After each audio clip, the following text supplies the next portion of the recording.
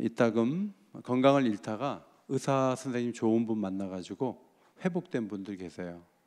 내가 그때 그 선생님 만나가지고 내가 그때부터 건강해졌다, 이렇게 말씀하시는 분들이 계세요. 그러나 평생 건강히 선생님 한 번 만나고 수술 한 번 잘 받았다고 그 사람이 평생 건강하겠어요? 건강하려면 식습관도 중요하고 마음 상태도 중요하고,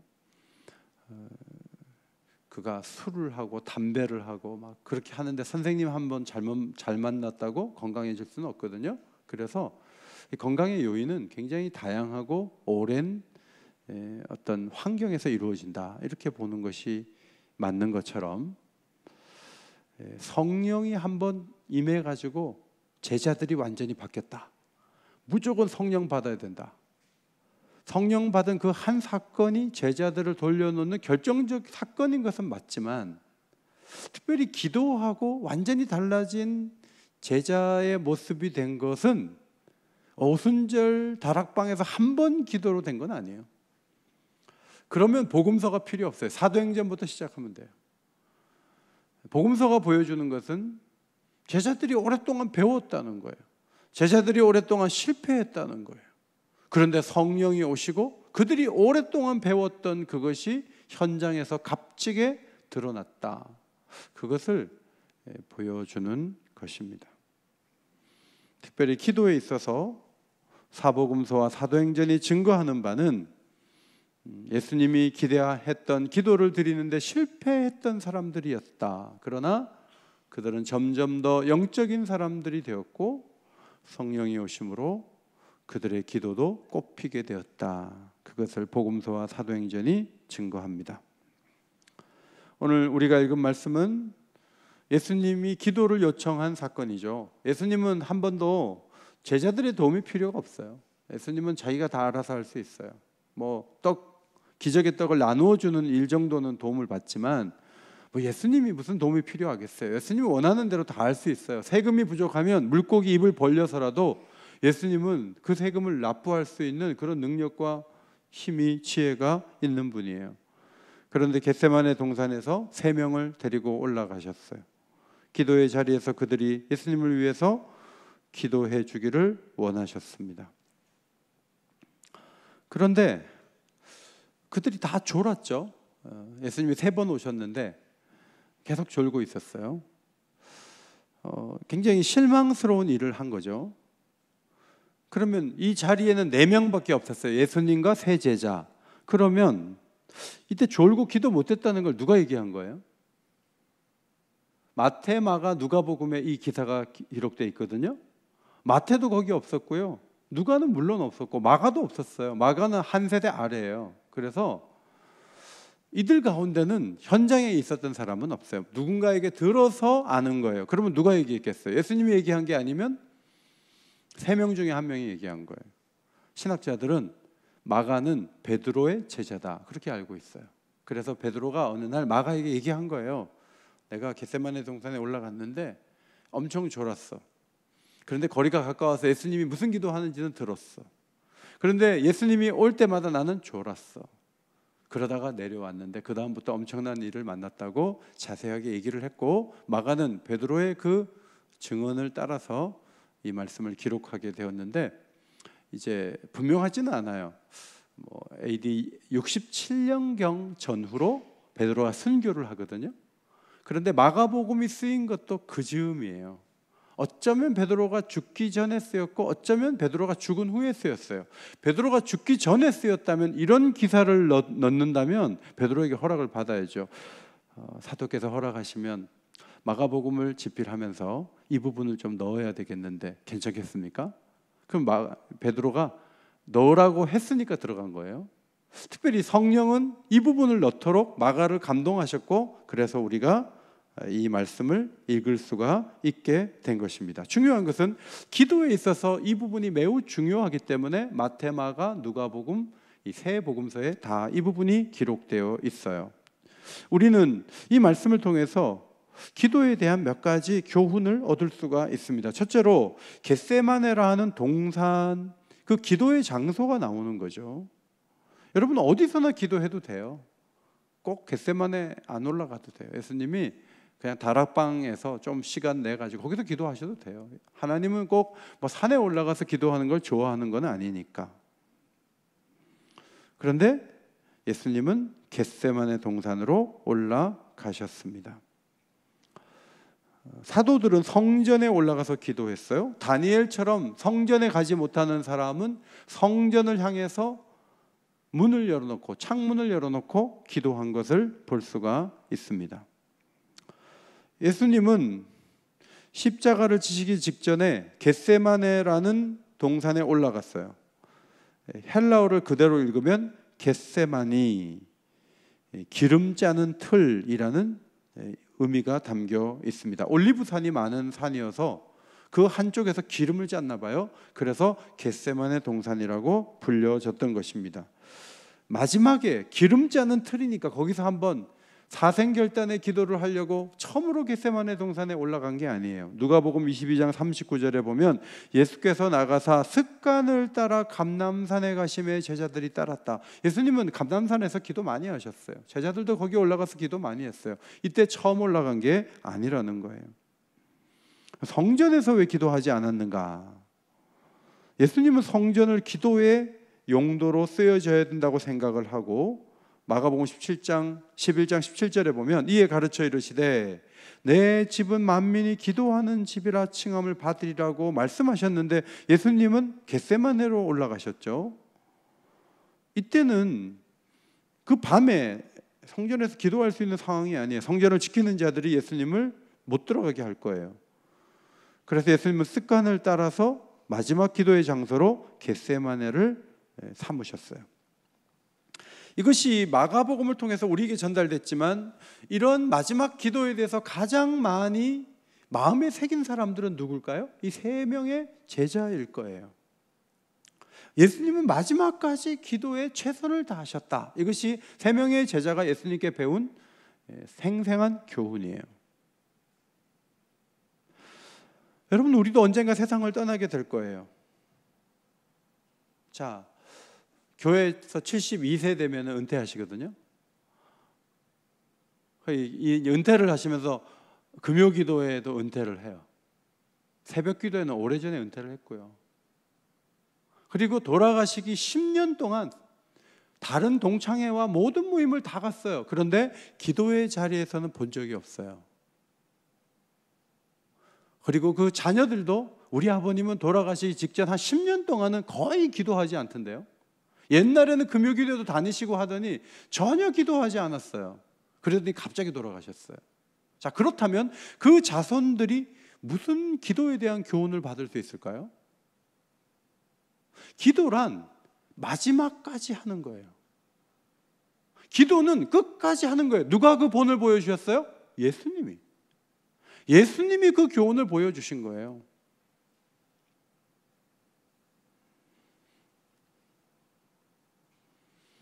아무도 그 사람이 기도의 자리에 나온 것을 본 적이 없다.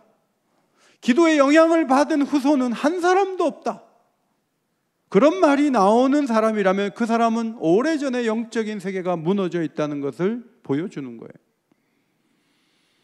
기도 시간과 기도의 장소는 은밀한 것이지만 기도는 공동체와 함께 하는 거예요.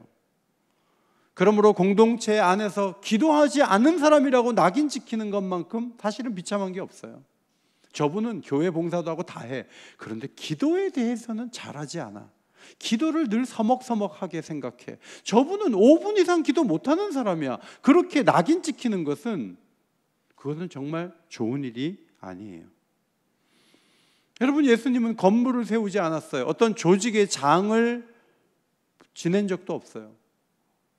예수님이 남겨놓은 유산이 뭐예요? 예수님의 인생의 최고로 꼽아주는 게 뭐예요? 예수님은 죽기 직전까지 기도했어요. 그 땀이 피처럼, 핏방울처럼 흐르는 기도를 예수님은 들으셨어요. 그게 바로 우리 교회의 유산이 된 거예요. 성경은 예수님의 마지막 기도의 장소를 소개해요. 겟세마네 동산이다. 그러면 이 말씀을 읽는 우리는 우리의 마지막 기도의 장소가 어디가 되어야 될까요? 전에 어떤 목사님 오셔서 말씀해 주셨어요. 새벽기도 오셨고 계속 오시다가 걸음도 잘 못 걸은 분이 계속 기력이 다 했는데 새벽기도 오시다가 언덕을 올라가야 되는데 옛날에는 함석통 같은 데다가 연탄재를 넣게 돼 있어요. 거기 연탄재 넣고 하면 나중에 이거 치워가요. 언덕을 올라가다가 그 함석 있는 거기에 앉아가지고 잠깐 쉬다가 그 교회 어르신이 거기서 객사하셨어요. 그분의 마지막 기도 장소는 교회 새벽기도의 장소예요. 굉장히 위대하다고 강사님이 말씀을 해주신 거예요. 우리의 마지막 기도 장소는 어디가 되어야 할까? 아버지는 의식이 있을 때까지 새벽기도 시간에 교회에 나가셨어요. 교회에서는 은퇴하셨지만 아버지의 기도는 더 깊어졌고 최선을 다해 집에서도 기도하고 또 기도하셨어요. 여러분, 그런 얘기가 자손들에게 들려지는 것은 너무 귀한 거예요. 제가 아는 어떤 은퇴 목사님은 교회에 이제 나가기가 좀 어렵겠죠. 자꾸 뭐 교인들 매번 보기도 그렇고 가면 또 담임 목사님이 또 부담을 갖고 그러니까 교회에 나가기가 점점 어려워지니까 이분이 어떻게 했냐면 벽에다가 텅스텐으로 3개의 손잡이를 잡았어요. 그리고 그 손잡이를 잡고 집에서 기도한 거예요. 나중에 돌아가신 다음에 그 벽체에 손잡이가 있는 걸 공개가 된 거예요. 야, 이분은 은퇴했지만 기도는 은퇴하지 않았구나. 그것을 사람들이 알게 된 거죠. 끊임없이 기도하는 사람, 누구에게 보이기 위해서가 아니라 그것이 그 사람의 정체성이고 그것이 그 사람의 우선순위 가장 위에 있고 그것이 그 사람이 감당해야 될 사명이고 그렇게 자리매김하는 것, 예수님의 유산이고 예수님이 우리에게 보여주신 기도의 본이에요. 돌아가시기 일주일 전까지 기도하시기 바랍니다. 왜 하루 전이라고 하지 않는 이유는 일주일은 좀 아프다 가야 되거든요. 그래야 자녀들이 이게 헤어질 여유가 생기지 갑자기 가면 안 돼요. 그래서 돌아가기 한 일주일 전까지는 기도의 자리에 나갈 수 있는 건강도 주시고 기도할 마음도 주시고 기도하다가 성령 충만함 받고 기도의 사람으로 살다가 주님 부르시면 갈 수 있는 우리 모두가 되기를 주의 이름으로 축원합니다. 두 번째로 기대에 부응하지 못했던 세 제자의 모습을 생각해 봅니다. 이 3명은 12명 중에 3명이에요. 야이로의 딸을 고치실 때 예수님이 3명을 부르셨다고 마가복음 5장에 기록되어 있어요. 변화산에 올라가실 때도 이 3명이 부름을 받아요. 이번에 겟세마네 동산에 올라갈 때 이 3명을 데리고 가셨어요. 이 3사람을 주님이 특별히 주목하신 것은 다른 사람들을 작게 여겼다기보다는 이 3사람이 놀라운 광경과 어렵고 힘든 일들 속에서도 이 3사람은 더 가까운 동력자라고 생각을 하셨기 때문이에요. 사실 우리가 어디를 데리고 갈 때 그 사람을 거기 데려가는 게 아니었어. 자, 그런 말을 할 때가 가끔 있잖아요. 그 사람에게는 안 갔으면 더 좋았을 텐데 괜히 데리고 갔어. 예수님은 이번에 누가 더 적합한가를 생각하셨고 12사도 중에 겟세마네 동산에 3명을 데리고 가는 게 더 낫다는 생각을 하고 그들을 데리고 가셨어요. 예수님은 이 3사람이 예수님을 위해서 기도해 주기를 원하셨습니다. 그러나 한편으로는 이 기도의 자리는 그들에게 꼭 필요했던 자리였기 때문에 그들을 데리고 간 거예요. 37절, 38절 말씀을 앞에 보시고 읽겠습니다. 시작. 시몬아, 자느냐? 내가 1시간도 깨어 있을 수 없더냐? 시험에 들지 않게 깨어 있어 기도하라. 마음에는 원이로되 육신이 약하도다 하시고. 예수님이 제자들의 기도 지원을 받기 위해서 데리고 간 것은 맞지만 한편으로는 너희들에게 시험이 다가오고 있어. 특별히 3명, 너희들은 더 기도가 필요해. 너희 기도해야 돼. 다 넘어지겠지만 너희들이 기도하면 안 넘어질 수도 있어. 하나님 도우실 거니까. 나와 함께 깨어있어 기도해. 너희에게 유익하니까. 너희가 살려면 기도해야 돼 하고 그들에게 기회를 주시기 위해 데리고 간 거예요. 그러나 3사람은 기도다운 기도를 드리지 못하고 결국 겟세마네 동산에서 내려오자마자 엄청난 일들을 당하게 되죠. 막 제자 중에 막 배신자가 나타나는가 하면 막 부인 3번 부인하고 막 도망치고. 여러분 왜 졸았죠? 좋은 이유가 뭐예요? 크게 몇 가지가 있는데 하나는 피곤하니까 좋은 거죠. 눈이 막 감기니까 얼마나 피곤했겠어요. 저도 어제 운전 몇 시간 했는데 막 마지막 1시간은 졸려가지고 힘들었어요. 피곤한 상태에서 졸음을 이기고 기도하는 것도 쉬운 게 아니에요. 예수님이 그 사실을 아셨기 때문에 마음에는 원이로되 육신이 약하도다라고 말씀하셨어요. 자, 마음에는 열망을 갖고 있어요. 그런데 몸이 안 따라줘요. 그거는 육신의 문제입니다. 몸만 피곤하지 않으면 될 것 같지만 사실은 이 몸에, 이 마음의 구조에도 이들에게 문제가 있어요. 특별히 베드로에게 말씀하셨잖아요. 시몬아, 자느냐? 1시간도 깨어 있을 수 없더냐? 왜 시몬을 얘기했을까요? 시몬이 기도하지 못하는 이유를 안고 있는 가장 큰 장본인이에요. 시몬이 어떤 문제가 있었어요? 14장 29절, 너희가 나를 다 버릴 거야, 다 도망칠 거야, 예수님이 말씀하셨어요. 그때 베드로가 이렇게 얘기했어요. 다 버릴지라도 나는 그리하지 않겠나이다. 이것이 절박하게 하나님께 기도할 수 없었던 베드로의 자신감이에요. 여러분, 기도는요, 생각해 보세요. 이 자리에서 오늘 기도하고 하나님 기회 주셔서 왔는데 오늘 기도 제대로 못하면 내일 이제 크게 넘어지는 거예요. 그럼 여러분 오늘 깨어갖고 기도할 거예요. 그런데 그냥 기도 안 하고 막 가시는 분들의 공통점이 뭔지 아세요? 자신감이 있는 거예요. 오늘 기도하지 못하면 내일 하면 되고, 내일 못하면 모레 하면 되는 거예요. 기도라는 게 그렇게 절박하게 할 필요가 없는 거예요. 그러니까 소리내서 기도해라 못하는 이유 중에 하나는 절박하지 않은 거예요.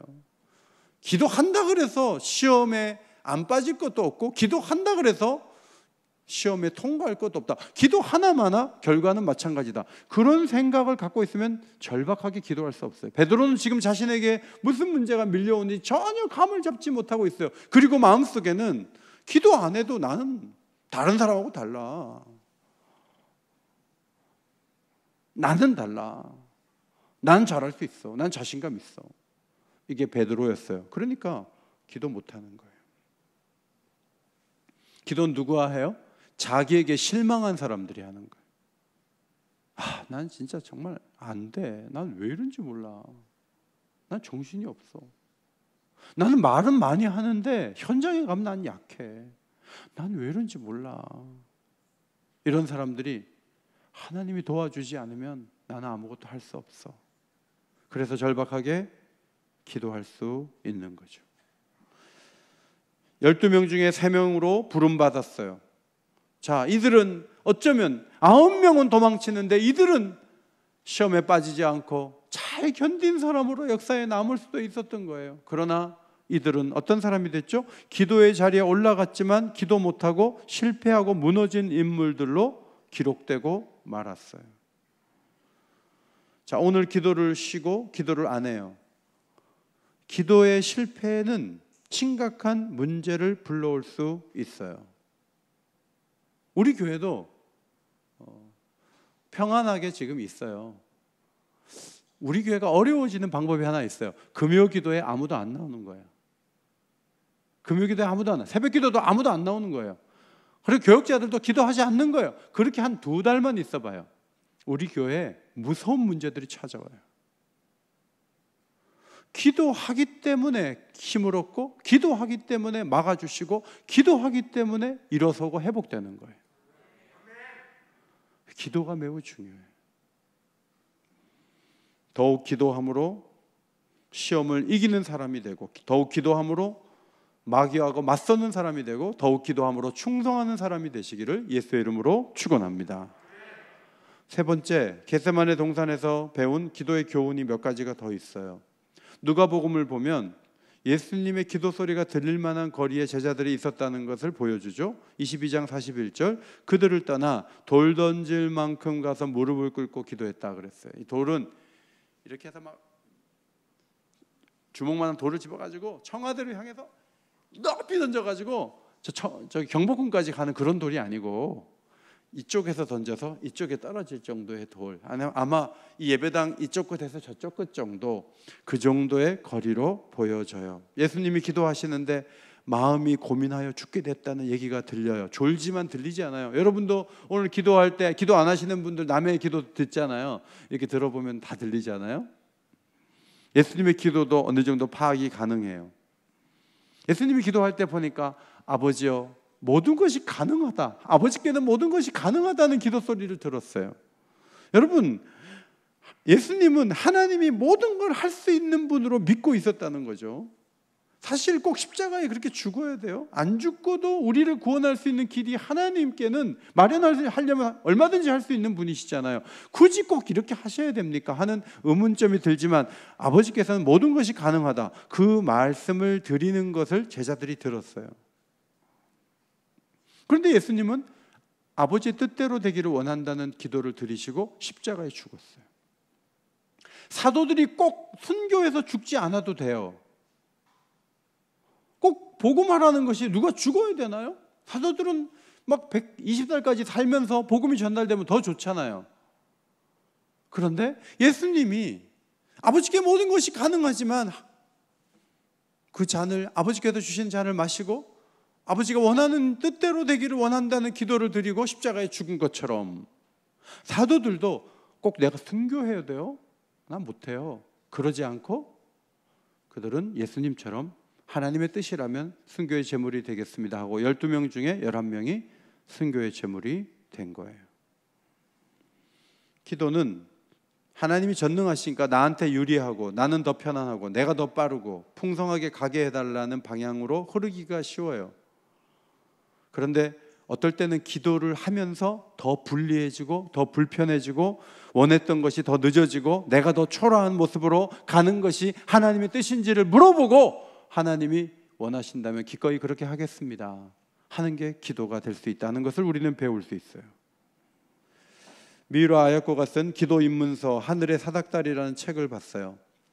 45살 된 동생이 그 아내와 고등학생 또 중학생 두 아들을 남겨둔 채 교통사고로 떠났어요. 동생을 떠나보내고 미우라 아야코는 기도하지 않을 수 없었다 그래요. 슬퍼하던 미우라 아야코가 기도하다가 두 가지 기도를 드렸다 그래요. 하나는 사랑하는 가족의 죽음 또한 감사하기를 원하는데 내가 뭘 감사를 해야 될까요? 그런 기도를 드린 이유는 빌립보서 4장 6절 때문에 모든 일에 기도와 간구로 너희 구할 것을 감사함으로 하나님께 아뢰라. 그리하면 지극히 뛰어나신 하나님 평강이 너희 마음과 생각을 지키시리라 말씀하셨기 때문에 모든 일에는 동생의 죽음도 포함된다. 그러면 내가 동생의 죽음 앞에서 무엇을 감사해야 될까 하고 감사할 걸 알려달라고 기도했어요.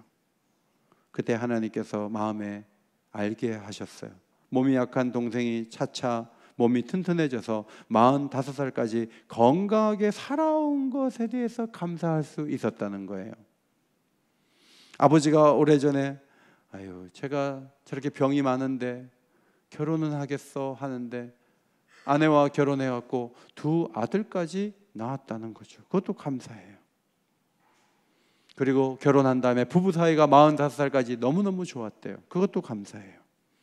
미우라 아야코 누나가 요양할 때 기부스한 채로 요양하고 누워있을 때 이 동생이 와서 많이 도와줬어요. 그것도 감사해요. 동생이 급성 폐렴을 앓았을 때 어린 시절에 죽었다면 45살까지 살 수도 없었을 텐데 그때 급성 폐렴 치료해 주신 것도 감사해요. 그래서 기도하다가 동생이 죽었지만 감사할 것이 있었다는 거죠. 왜 죽었냐면 교통사고로 죽었어요. 난폭한 운전자가 치여갖고 갑자기 죽었어요. 그런데 동생의 주머니에서 호두가 2알이 나왔어요. 동생은 계속 주머니에 손을 넣고 호두를 돌렸어요. 왜 돌린지 아세요? 호두를 계속 돌리면 뇌출혈에 안 걸린다는 걸 믿은 거예요. 그래서 뇌출혈 안 걸리려고 호두를 계속 돌리는 그 동생이 교통사고로 죽은 거예요. 은원도 없이 갑자기 떠나갔어요. 이 동생의 죽음 앞에서 미우라 아야코는 또 말씀을 생각했어요. 모든 것이 합력하여 선을 이룬다는 말씀이 떠올랐어요. 그래서 두 번째 기도는 뭐냐면 죽음의 의미를 알게 해달라고 기도했어요. 죽음만 남기고 슬픔만 남기고 가는 죽음은 없다. 하나님은 데려가실 때 그것이 무슨 의미인지를 가르쳐 주시고 그 죽음의 의미가 살아있는 사람들을 바꿀 수 있다. 묘라야코는 그것을 믿었어요.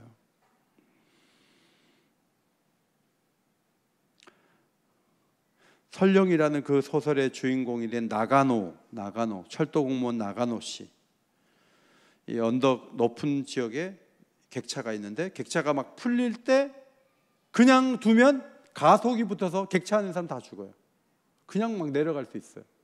그런데 이 막 풀릴 때 이 사람이 얼른 객차 밑으로 들어가서 나가노 씨가 자기 몸을 지렛대로 삼아서 자기가 그 바퀴에 치면서 열차가 막 움직여서 내려간 걸 막았어요. 철도 공무원 직원들이 그 나가노 씨의 죽음을 보고 대거 교회로 왔어요. 그리고 죽음의 의미를 그들은 발견하고 그리스도인이 되었어요. 여러분 생각해 보세요. 예수님이 십자가에 죽으셨어요. 교통사고로 죽은 게 아니고 십자가에서 죽으셨어요. 그런데 십자가에 죽기 전에 겟세마네 동산에 올라가서 모든 것을 할 수 있는 아버지를 찾았는데 아버지의 뜻이면 죽겠다고 하고 죽었어요. 제자들은 예수님이 어떻게 기도했고 어떻게 기도한 대로 걸어가셨고 어떻게 죽었고 어떻게 놀랍게 부활했는지 그 과정을 전체적으로 다 보는 증인이 된 거예요. 그리고 그 죽음을 생각하면서 제자들은 다른 사람들이 된 거예요. 완전히 그 인생을 바꿔놓은 거예요. 예수님의 교육은 그냥 책상 앞에서 된 거 아니에요. 제가 권사님들 훈련할 때 처음에는 뭐 교재 가지고 했어요.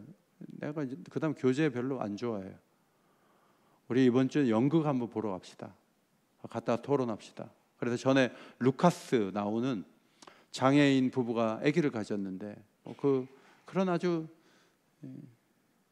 연극을 봤어요. 연극을 보고 돌아와서 서로 얘기들을 나눴어요. 예수님도 그저 뭐 책이나 한 권 띄고 그렇게 해서 훈련한 거 아니에요. 다락방에서, 산에서, 기도의 자리, 겟세마네 동산에서, 사역의 현장에서, 마지막 교육의 장소는 십자가 앞에서. 특별히 겟세마네 동산에서 이 세 명의 제자에게 계속 마음에 각인시켜 준 게 뭐예요? 기도하던 나를 꼭 기억해라. 어떻게 기도했는지를 기억해라. 기도하는 장소도 중요하지만 어떻게 기도했는지를 중요해라. 내가 유리하고 내가 편안하고 내가 좋아하는 방식으로 가기 위해 나는 기도한 게 아니다. 기도함으로 나는 더 하나님 뜻에 접근했고 나는 더 큰 고통을 겪어야 했다는 것을 너희들을 기억하고 너희도 그 방향으로 기도하라. 이것을 가르쳐 주셨어요. 졸던 제자들이 드디어 지루한 시간을 끝낼 수 있게 되었습니다. 예수님이 자고 쉬라 그만 되었다 이렇게 말씀하심으로 이 지루한 시간은 끝났어요. 41절 세 번째 오사 그들에게 이르시되 이제는 자고 쉬라 그만 되었다 때가 왔도다 보라 인자가 죄인의 손에 팔리느니라. 자, 이 말은요 이제 자유하다 이제 그만해 너 지겹지 이제 가서 쉬어 이제 자 이런 얘기가 아니에요. 기회가 이젠 없어. 이제 너희들이 기도 안 한 대가를 지불하기 시작해야 돼. 이제 힘든 시간이 온다. 이 말씀을 하신 거예요. 42절 일어나라 함께 가자 보라 나를 파는 자가 가까이 왔느니라. 이제 무슨 일이 벌어지죠? 같이 있던 가룟 유다가 막 선생님 팔아넘기고요. 예수님 잡으러 왔는데 기도하지 않던 베드로가 칼을 들어갖고 말고의 귀를 잘랐어요. 여러분 손가락만 이렇게 칼로 잘라도요 피가 얼마나 나는데 귀에서 얼마나 피가 나겠어요. 막 피가 낭자하고 예수님 옷에도 아마 피가 묻었을 거예요. 엉망을 만들어 놓는 거예요. 그리고 사라지더니 갑자기 주님 면전에 나타나서 3번 모른다고 막 부인을 하고 또 도망을 치고 그리고 십자가에서 예수님은 죽고. 기도하지 않고 나서 감당하기 어려운 일들이 막 터지는 거예요. 예수님의 기도관은 미리 기도하는 거예요. 예방적 기도를 예수님 원하세요. 어떤 사건을 막는 그런 방향에서는 주님은 일 터진 다음에 일 막으려고 기도한 건 늦는 거예요. 그거는 무슨 어려운 일이 터져서 새벽기도 나오면 그거야 뭐 급하니까 나오신 거죠. 그러나 내 인생에 어떤 어려움이 오고 우리 자식들에게 어떤 어려움이 오고 우리 교회에 어떤 문제가 올지 모르기 때문에 하나님을 절박하게 의지하고 하나님의 능력으로 그 시험을 이겨내기 위해서 미리 기도하는 것은 주님이 원하시는 기도의 모습이에요. 그런 관점에서는 천리안은 아니더라도 내가 이대로 있다가는 큰일 날 수 있다고 생각하고, 지금 마지막 시대 아니에요? 막 하와이 같은 데서 여러분 막 1000명이 한꺼번에 죽잖아요. 그 낙원의 나라 미국에서 막 홍수가 터지고 기후로 인해서, 기후 변화로 인해서 뭐 이런저런 고통만 있어요. 개인적으로도 얼마나 많은 어려움과 시험이 오고 고통이 오고, 지금 아무 일도 없으니까 앞으로도 없을 줄 알아요. 여러분, 그것이 얼마나 이 세 제자가 성령 받지 못하고 어리석은 모습으로 있었던 모습일까요?